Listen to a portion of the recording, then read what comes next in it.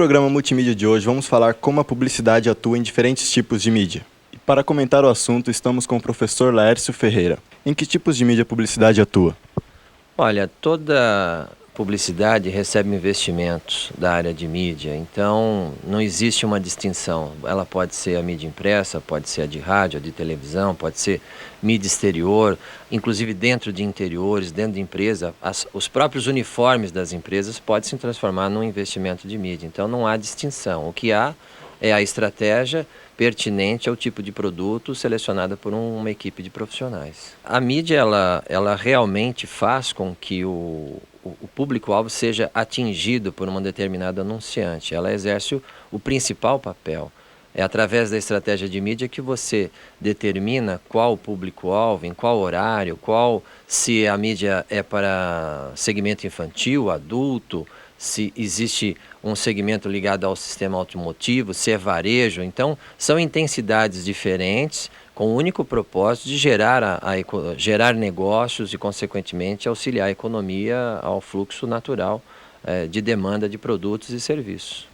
Qual a diferença de atuação na mídia relacionada para a criança, infantil e para o adulto? Olha, os horários são diferentes, as ferramentas são diferentes e as propostas editoriais também são diferentes. Então, se você analisar o público infantil, ele é muito mais diurno, muito mais vespertino, no máximo situações vespertinas em finais de semana. O adulto não, o adulto ele é contemplado desde que abre uma emissora de rádio até o final, desde que abre uma emissora de televisão até o final. Os editoriais de jornais são muito mais focados aos adultos, porque são os adultos que possuem o poder de consumo e exercem uma influência sobre os demais públicos no sentido de família. Se você analisar a mídia impressa, existem muito mais cadernos específicos aos adultos, mas não deixam de contemplar os cadernos específicos para o público infantil, que muitas vezes, determinadas vezes, um dia na semana, como posso citar o exemplo, a Folhinha, um suplemento da Folha de São Paulo. Em que setor a publicidade tem mais dificuldade em agir?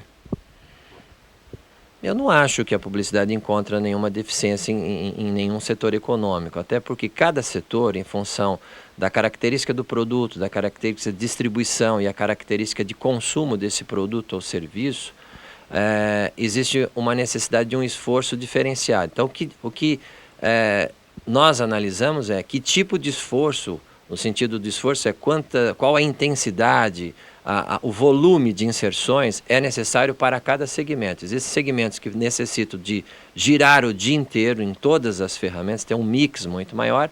Existem outros segmentos de um nível intermediário e existem outros segmentos que praticamente a gente não enxerga a atuação, porque as peças são praticamente monitoradas pela própria equipe de vendas. Seriam o que nós chamamos de mídia intensiva, seletiva e exclusiva. Intensiva para produtos assim de cotidiano, como refrigerantes, cervejas, alimentos, etc. O de nível intermediário seriam automóveis, imóveis, apesar que os automóveis e os imóveis estão em muita evidência em função do processo de financiamento. E já os seletivos, nós encontramos diversos produtos já aí com muito valor agregado, como aviões, automóveis de muito luxo, helicópteros, máquinas e implementos agrícolas. Praticamente a gente encontra esse tipo de produto em momentos pontuais do cotidiano do público-alvo. Qual é o tipo de mídia que está despertando mais interesse nos publicitários?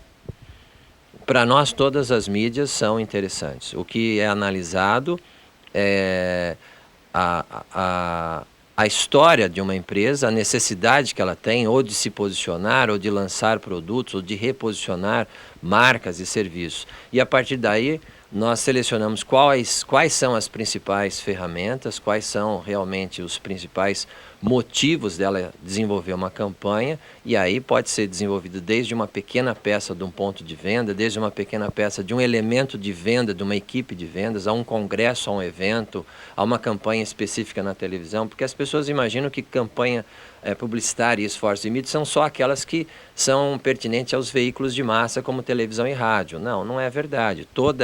Todo o procedimento de visibilidade de uma marca, ela é contemplada por um profissional da área de estratégia de comunicação. Como funciona o retorno, a questão de venda? O retorno é garantido, imediato, para quem faz publicidade? Olha, O retorno, você tem todo um processo estatístico para você mensurar isso. Então, se depende do tipo da produção, depende do volume de intensidade, é aquilo que você precisa em conquistar pontos de participação no mercado ou pontos de participação na mente do consumidor. Então, são vários fatores que determinam se aquilo deu ou não resultado. Se nós olharmos para o varejo, o que determina o resultado? Existe também um conhecimento técnico da área de marketing do anunciante em perceber que aquele produto que está sendo anunciado está com preço competitivo, que seja uma marca competitiva e que existe demanda naquela sazonalidade que ele está propondo aquela oferta. A função da comunicação é expor isso tecnicamente muito bem, mas existe uma dependência na outra ponta, que é um outro componente promocional, que seria a própria estrutura da empresa ao ao receber esse consumidor. Não adianta nada você jogar um volume de esforços na televisão, ou no rádio, ou no jornal, onde quer que seja, e de repente esse consumidor, atraído por uma comunicação bem feita e tecnicamente posicionada, não ser bem atendido. Então, o processo de mensurar os resultados, hoje no varejo nós mensuramos 3 a 4 vezes por dia, porque existe todo um mecanismo de tecnologia que nos informa, mas antes de mensurar é preciso saber aquilo que vai ser anunciado. Agora, para empresas como indústrias, automóveis, a própria pertinência do produto, a própria sazonalidade faz com que você sinta se aquele esforço de comunicação foi percebido, porque antes de desenvolver uma campanha, existe uma meta de comprometimento, de crescimento. Lógico, às vezes são metas modestas de 5%, 2%, 3%, às vezes são metas um pouco mais ambiciosas, como 15%, 20%. Mas ganhar, por exemplo, 1% de participação num determinado segmento como competitivo, como seria a bebida cerveja, já é um volume astronômico de dinheiro. E pode ser que a campanha seja efetivamente organizada para manter aquele anunciante na posição que ele está dentro do mercado. No interior do estado de São Paulo, especificamente aqui em Araraquara, tem alguma diferença de atuação em Araraquara para a capital? Olha, desde a década de 80, todos os mercados brasileiros foram subdivididos de acordo com o potencial de consumo.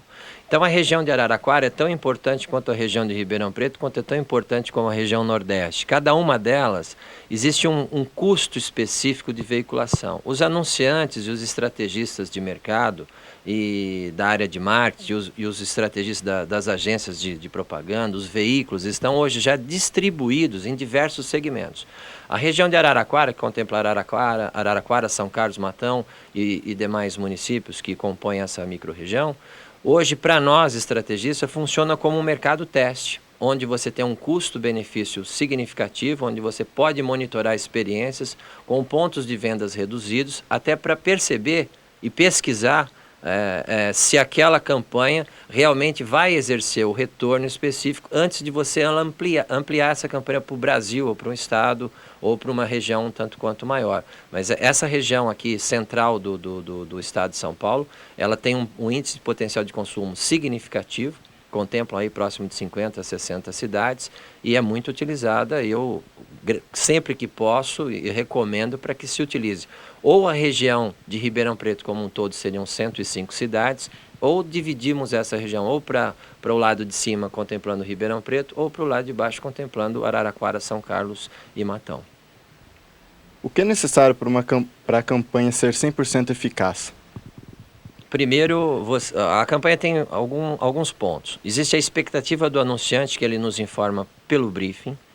Esse briefing é uma informação muito particular, você recebe com ressalvas. Então, a partir do briefing, é cabível à agência de propaganda desenvolver uma pesquisa para certificar que aquelas informações são pertinentes. A partir daí, se faz uma análise de concorrência.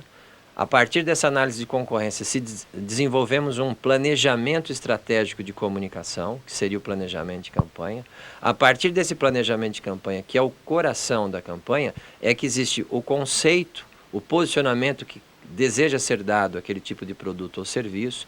Aí sim entra o profissional de mídia, analisando todas essas variáveis, com outras informações de pesquisas pertinentes às ferramentas que serão utilizadas, e aí sim o quinto elemento seria a criatividade. As pessoas normalmente imaginam que a ideia vem antes de todo esse processo de estudos, e não é verdade. Você tem todo um caminho de estudo, todo um caminho de informações técnicas e pesquisas para que você descubra o diferencial.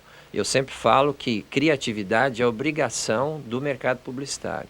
E agora, quem, de uma certa forma, tentar inverter esse eixo, acaba talvez criando um monstrinho, criando alguma coisa que pode ser engraçada, que pode ter um certo recall, chame atenção, mas ela não foi produzida tecnicamente. Qual é o impacto que a publicidade causa nos consumidores? Olha, existe um conceito que nós temos que analisar, que é o princípio ético de você desenvolver uma campanha. Se ela passou por uma série de estudos e de diferenciais, ela tem uma lógica. Então, consequentemente, esse impacto no público-alvo é um impacto positivo. Agora, se você improvisou ou acredita que desenvolver alguma coisa que mexa com a população, com a mente da população, não requer estudos, pode ser que esse impacto seja negativo. Então, desde que você tenha um objetivo de conquista de mercado, de conquista de participação na mente do consumidor, esse impacto deve ser positivo, não que ele costumeiramente seja, né? Porque o consumidor é bombardeado de uma série de informações alheias até à vontade dele. Ele sai na rua, já existe um esforço de comunicação brutal, ele abre um jornal, existe um esforço de comunicação brutal.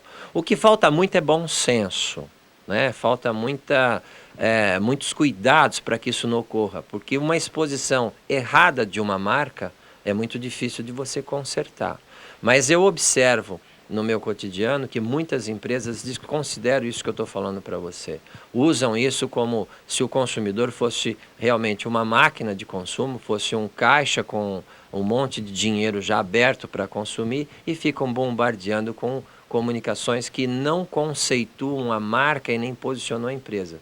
Não é porque a empresa anuncia muito que ela realmente é querida. Ela anuncia muito. Existem empresas que anunciam demais, anunciam bilhões por ano, e se a marca desaparecer, não terá nenhum sentimento do consumidor. Então, são vários cuidados. Esse impacto precisa ser muito tratado, muito bem tratado. E, graças a Deus, nas universidades, existe uma preocupação muito grande dentro dos projetos experimentais que conscientiza essa nova geração de profissionais para que não ocorra nenhum tipo de deslize. Grandes marcas, as marcas multinacionais, essas marcas, elas realmente respeitam demais a mente do consumidor e esses impactos. Mas as marcas emergentes que cresceram no milagre econômico, às vezes vendem o preço pelo preço, o prazo pelo prazo, e esquecem que existe todo um todo, existe todo um tratamento emocional, não um tratamento racional para que esse consumidor tenha uma continuidade de consumo por aquele produto ou dentro daquela empresa. Muito obrigado, professor Laércio. O programa Multimídia fica por aqui.